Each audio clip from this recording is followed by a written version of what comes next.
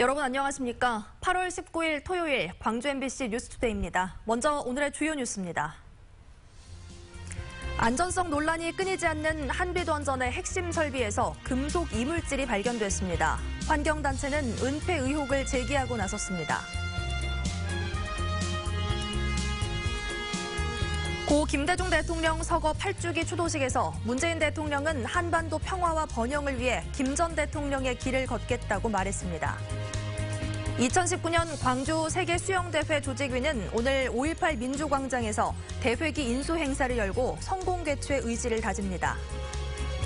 남도의 명소를 찾아가는 전라도 기행, 오늘은 지리산의 넉넉함과 예술적 감성이 가득한 구례로 떠납니다. 경납 건물 내부 철판 부식과 콘크리트 구멍이 발견돼 부실 시공 논란을 빚고 있는 한빛원전 4호기에서 또다시 문제가 드러났습니다. 3대 핵심 설비 중 하나인 증기발생기에서 30여 개의 이물질이 발견됐는데 이 가운데는 크기가 10cm가 넘는 것도 있습니다. 원전 안전이 또다시 도마 위에 올랐습니다. 송정근 기자입니다. 한빛원전 4호기에서 이번엔 이물질이 발견됐습니다. 3대 핵심 설비 가운데 하나인 증기발생기 안에서 발견된 이물질은 모두 38개.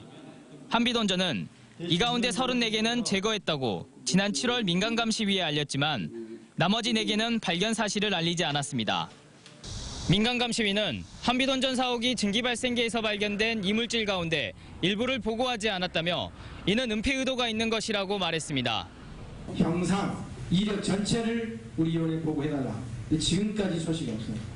이 건은 철저하게 축소 은폐를 시도했다. 그렇게 볼 수밖에 없습니다.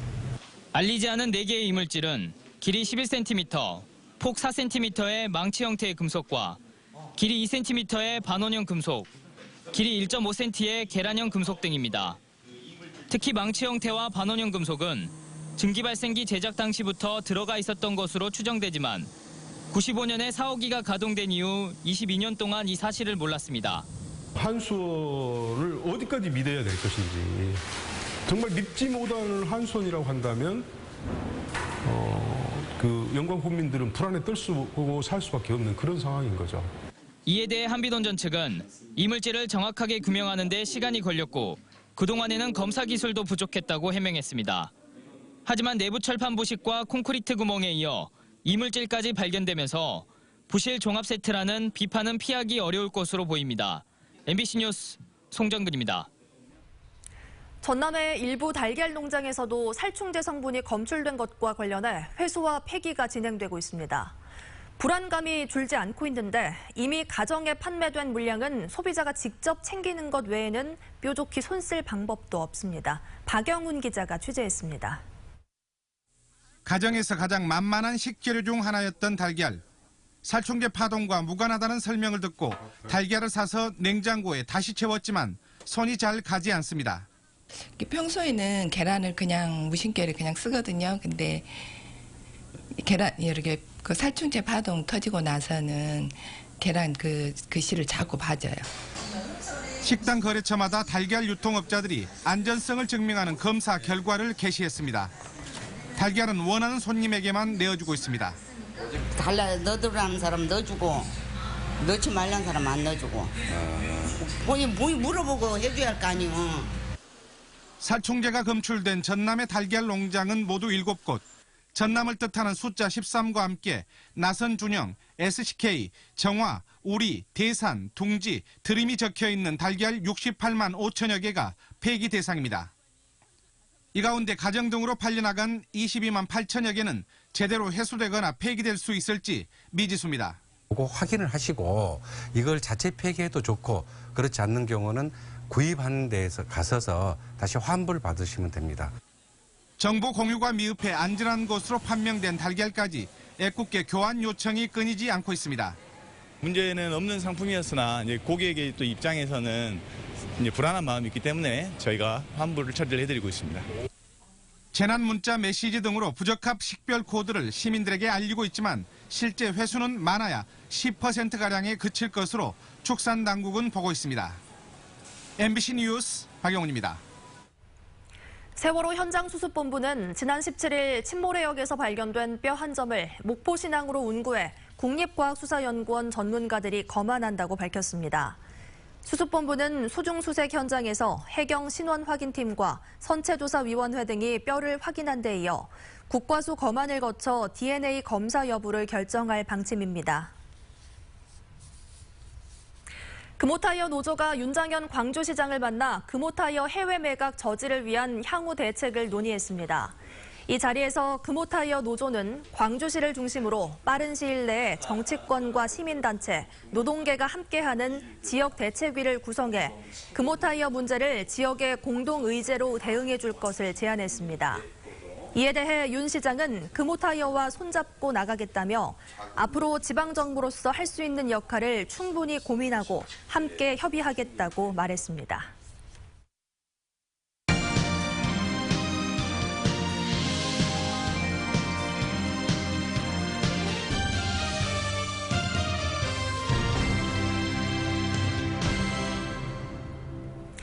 지난 대선에서 자주 DJ 정신을 입에 올렸던 문재인 대통령이 어제 고 김대중 전 대통령 8주기 추도식에서 그리움과 고마움을 표시했습니다.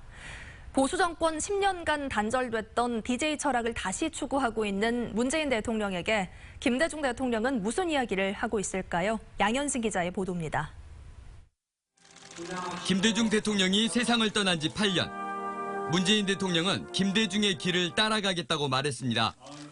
개인적으로는 본받고 싶은 정의로운 삶의 길이고 국가적으로는 한반도의 평화와 번영을 위해 뒤따라야 할 길입니다. IMF로 무너졌던 나라를 재건해야 했던 김대중 대통령. 분열된 국론, 적폐청산에 갈 길 바쁜 문재인 대통령. 경제를 살려야 하고 안보를 강화해야 하고 평화를 추구해야 하고 무엇보다 민주정부를 지켜야 한다는 자부심까지 닮아 있습니다. 북한이 낀 국제 정세를 대한민국이 주도해야 한다는 DJ의 뚜렷했던 철학을 최근 문 대통령은 재확인했습니다. 햇볕 정책 안 하면 어떻게 할 것입니까? 그렇죠. 전쟁할 것입니까? 냉전을 계속할 것입니까?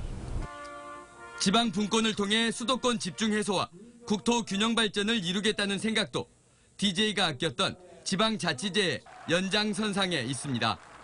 지방자치에 대해서는 우리가 좀 더 따뜻한 눈으로 봐줘야 되고 또 장기적인 안으로 마음먹으로 말하자면 지방자치가 발전되도록 도와줘야 한다고 생각합니다. 네. 국민을 바라보고 100일을 달려왔다는 문재인 정부. 김대중 대통령은 이렇게 이야기하고 있습니다. 국민이 해야 한다고 또 주장하면 하게 돼요. 지금 국민을 이기는 사람은 없거든요. 이제는 우리 국민이 정치도 좌우하고 MBC 뉴스 양현승입니다.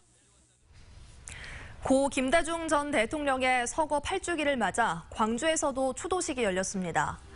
5.18 기록관에서 열린 추도식에서 참석자들은 민주주의와 평화 통일을 위해 평생을 헌신한 김대중 전 대통령의 삶을 되돌아보고 고인의 영면을 기원했습니다. 박원순 서울시장도 추도사를 통해 지나가는 길에 풀 한 포기처럼 소탈하고 평화로운 모습을 보여주셨던 대통령의 모습을 닮아가겠다고 말했습니다. 한편 윤장현 광주시장은 국립현충원에서 열린 추도식에 참석했습니다. 헝가리 수영대회가 이제 마무리 수순에 접어들면서 공은 광주로 넘어왔습니다. 헝가리 성공 요인은 도시의 장점을 극대화한 뒤 이를 통해 전 세계인과 소통하려고 한 점에서 찾을 수가 있는데요. 그렇다면 세계인이 주목할 만한 광주의 장점과 가치는 무엇일까요? 김낙곤 보도국장이 헝가리 현지에서 전해드립니다.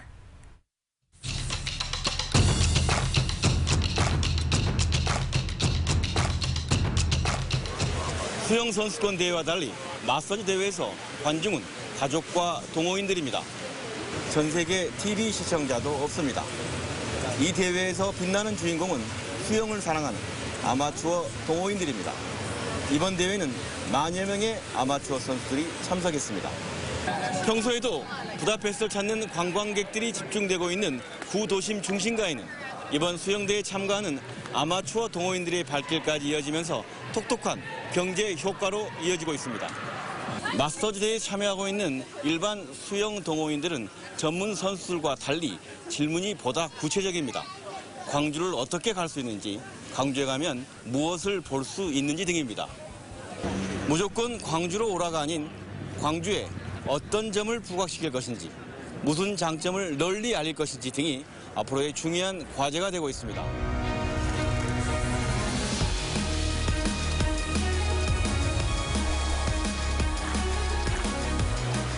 부다페스트의 상징인 부다왕궁, 아름답고 푸른 다뉴브강, 수영대의 개최 도시인 부다페스트는 자신들이 갖고 있는 장점을 최대한 부각시키는 개최 전략을 세웠습니다.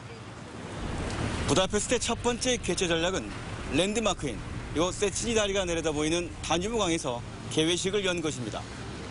광주 또한 어떤 곳에서 개회식을 열어 전 세계인들에게 광주의 유혹을 느낄 수 있게 하는가가 첫 번째 개최 전략이 될 수 있습니다.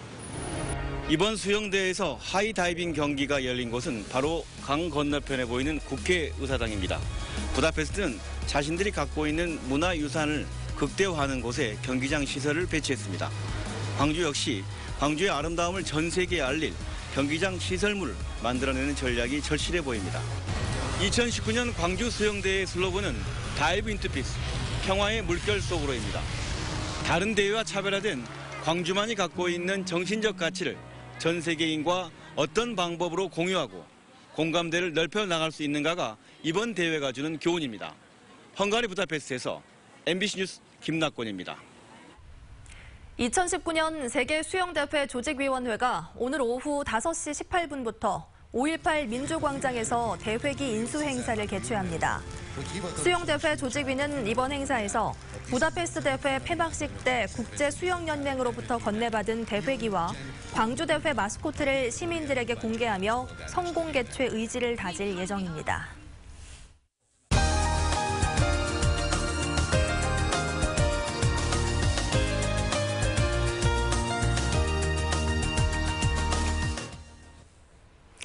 아름다운 지리산의 산세는 예로부터 많은 예술가들에게 좋은 영감을 줬습니다. 오늘 전라도 기행에서는 산자락과 어울리는 예술이 있는 곳 구례로 안내합니다. 이미지 뉴스 리포터입니다. 깎아질 듯한 절벽 위로 작은 암사가 눈에 띕니다. 원효대사 등 4명의 고승이 마음을 닦았던 사성암에서는 바위에 새겨진 마의 약사 열애불이 탐방객을 맞는데요. 원효 스님이 손톱으로 새겼다는 전설이 신비로움을 더합니다. 오랫동안 풍야작용 때문에 이렇게 희미해지기 때문에 그걸 중심으로 유리광전을 지어놨습니다. 그래서 아까 이게 보신 것을 보면은 상당히 이게 화려하고 이렇게 황홀한 그런 느낌이 들지 않습니까? 도선곡사가 수도를 했던 도선굴에서 호흡을 가다듬고 밖으로 나오면 구례와 지리산이 한눈에 내려다 보입니다. 꼭 한 개의 소원만 들어준다는 사성암에서 사람들은 근심을 벗고 희망을 얻어갑니다. 힘든 일을 당할 때 보통 지옥 같은 마음을 하잖아요. 그래서 모든 사람들이 두루두루 그 지옥의 마음에 헤어나서 편안한 삶을 살았으면 싶어서 그런 소원을 빌었습니다. 아름다운 지리산 자락은 현대 예술인들에게도 좋은 영감을 줍니다. 30여 명의 예술가들이 모인 예술가 마을에서는 조각과 그림 등 다양한 작가들의 작업실과 카페, 갤러리를 둘러볼 수 있는데요. 또한 주말에는 일반 방문객들도 작가와 함께 예술 활동을 해볼 수 있는 기회가 마련됩니다. 생활 도자기, 컵도 맹글고, 접시도 맹글고, 주로 필요한 꽃병도 맹글고 이런 걸 한다면은 또 어린애들도 이렇게 와서 그림 미술 지도도 받고 그런 다양한 편이죠. 아름다운 지리산 자락이 예술적 감성을 자랑하는 곳. 구례에서 눈과 마음이 즐거운 감성 여행 해보시는 것도 좋겠습니다. MBC 뉴스 이미지입니다. 주말 동안 흐리고 비가 내리겠습니다. 비는 모레 월요일까지 이어지겠는데요. 오늘은 광주와 전남 지역에 5에서 40mm가량의 소나기가 쏟아지겠고요. 일요일인 내일부터 모레 월요일까지는 광주와 전남 지역에 오늘과 비슷한 양의 비가 내리겠고 지리산과 해안을 중심으로는 20에서 60mm의 강우가 예상됩니다. 비가 오는 곳에서는 천둥과 번개를 동반하니까요. 시설물 관리에 신경 쓰셔야겠습니다. 여기에 기온까지 높아서 덥고 습한 날씨 이어집니다. 오늘 광주의 낮 기온 31도로 어제와 비슷하겠고 내일도 30도까지 오르면서 당분간은 30도 안팎의 낮 기온 유지하겠습니다. 현재 우리 지역 많은 구름 지나는 가운데 화순과 보성, 나주에는 안개주의보 내려져 있습니다. 아침에 안전운전 하셔야겠습니다. 현재 기온 보시면 광주가 23.3도로 출발하고 있고요. 낮 기온은 장성과 담양 30도, 나주, 화순 31도로 예상됩니다. 대부분적 어제와 비슷한 기온 보이겠습니다. 곡성과 구례가 30도, 보성 28도로 예상됩니다. 오늘부터 바닷물의 높이가 높은 기간이니까 저지대 침수 피해 없도록 주의하셔야겠고요. 돌풍과 함께 천둥과 번개가 치는 곳 있겠습니다. 다음 주에도 우리 지역 비 소식 잦겠습니다. 낮 기온은 30도 안팎을 유지하면서 평년과 비슷할 것으로 예상됩니다. 날씨였습니다.